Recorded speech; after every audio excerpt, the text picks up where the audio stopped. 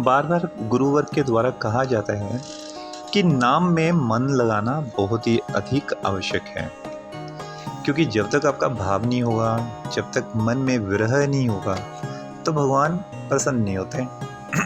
ऐसी बात नहीं है कि नाम का फल हमें मिलता नहीं है। नाम एक बार जपा गया भी कार्य नहीं करता, वो कार्य करता है, पूरा का पूरा कार्य करता है। जिस प्रकार अग्नि की एक छोटी सी चिंगारी में भी संपूर्ण भयानक अग्नि छुपी रहती है और उसमें पूरी की पूरी क्षमता होती है कि एक भयंकर दावानल कर सके।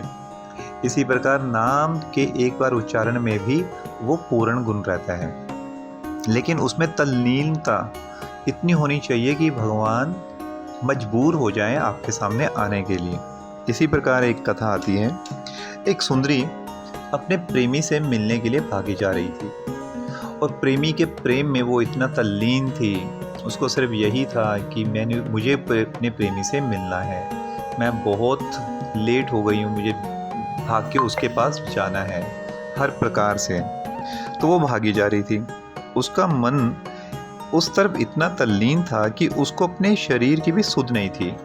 वो बस रास्ता में गिरती पड़ती, धूल उड़ाती, बस उसका गंतव्य एक ही था, प्रेमी की बाहों में जाना।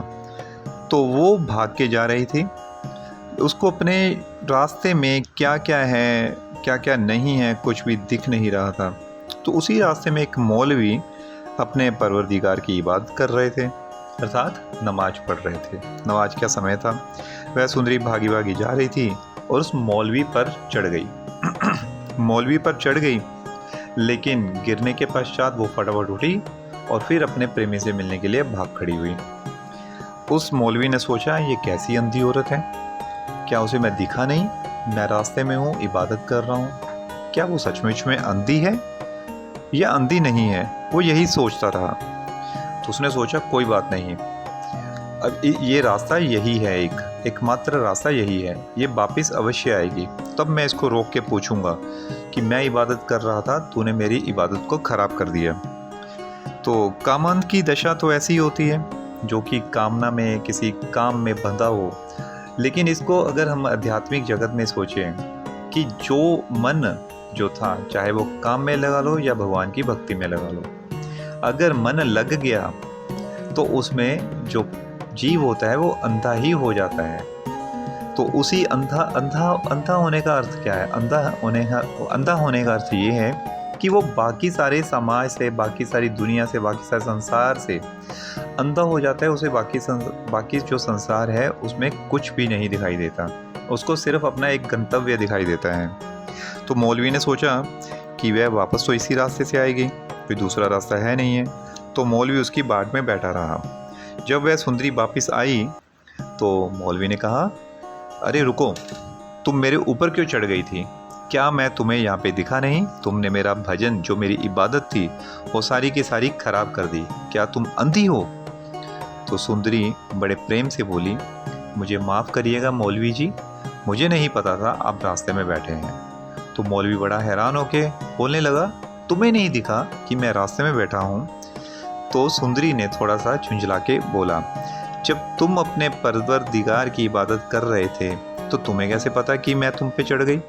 इसका मतलब तुम्हारा क्या ध्यान इबादत में नहीं था? तुम इबादत कर भी रहे थे या ढोंग कर रहे थे? क्या तुम्हारे परवरदिगार तुम्हें देख नहीं रहे थे? तो ध्यानपूर्वक सुनो, मैं अपने प्रेमी से मिलने जा रही थी। मेरा मन उसमें इतना तल्लीन था कि मुझे रास्ते में कुछ भी सूझ नहीं रहा था कि रास्ते में क्या है, क्योंकि मेरा गंतव्य एक ही था, वो था मेरे प्रेमी से मिलना, अन्य और कुछ भी नहीं। मेरा उस ओर कहीं ध्यान गया ही नहीं था। पर तेरी इबादत, जो तुम बोल रहे हो कि धूल में मिल गई, क्योंकि तुम्हारी इबादत थी ही नहीं। अब तो मौलवी के ज्ञान नेत्र खुल गए। सुंदरी की बात तो ठीक ही कह रही थी कि मेरी इबादत करना फिजूल ही है, जबकि मेरा मन तल्लीन नहीं हो पाया। अब मैं तल्लीनता से परवरदिगार की इबादत करूँगा। तो इस प्रकार मौलवी को एक वेश्या ने ज्ञान नेत्र दे दिए। तो हमें भी इसी प्रकार, इसी तल्लीनता से भगवान के नाम का आश्रय करना है। सिर्फ एक ही उपाय है, सिर्फ एक ही उपाय, भगवान का नाम जाप करते हुए यही सोचना है, यही स्मरण रखना है कि इस नाम के बिना हमारा कोई सहायक नहीं है, नहीं है, नहीं है। सिर्फ एकमात्र भगवान ही है जो हमें प्रेम करने वाले हैं, हमारे रक्षक हैं, हमें जीवन दान देने वाले हैं और पग पग पे हमारा हमारी हमारी रक्षा करने वाले हैं। जब ये विश्वास आप नाम के साथ कर लेंगे, तब हमारी तल्लीनता जैसे उस सुंदरी की अपने प्रेमी में थी, वैसी तल्लीनता हमारी भगवान में भी हो जाएगी। जय जय श्री राधे।